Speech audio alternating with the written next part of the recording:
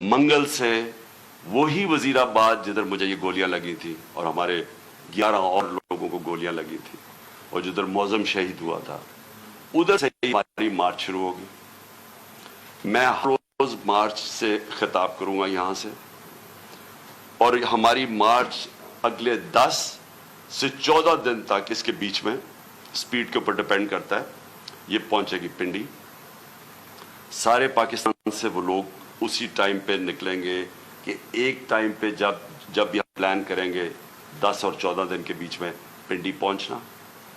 میں پنڈی خود ہوں گا، اور ادھر سے سارے پاکستان کی جو لوگ جمع ہوں گے اس مارچ کو پھر میں لیڈ کروں گا.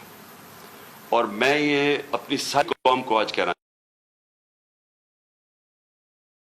إن الله وملائكته يصلون على النبي يا أيها الذين آمنوا صلوا عليه وسلموا تسليما.